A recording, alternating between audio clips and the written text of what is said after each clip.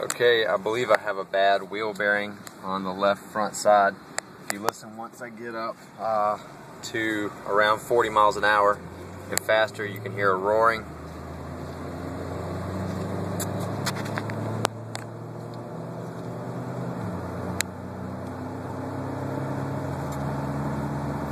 Alright, that roaring is definitely not the engine noise.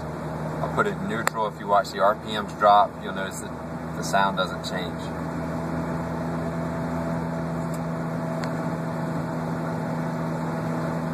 Therefore, it's not based on the rev of the engine, but on the wheels and the rotation.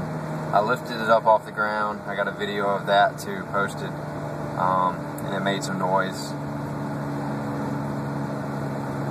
So I think it's the left wheel bearing.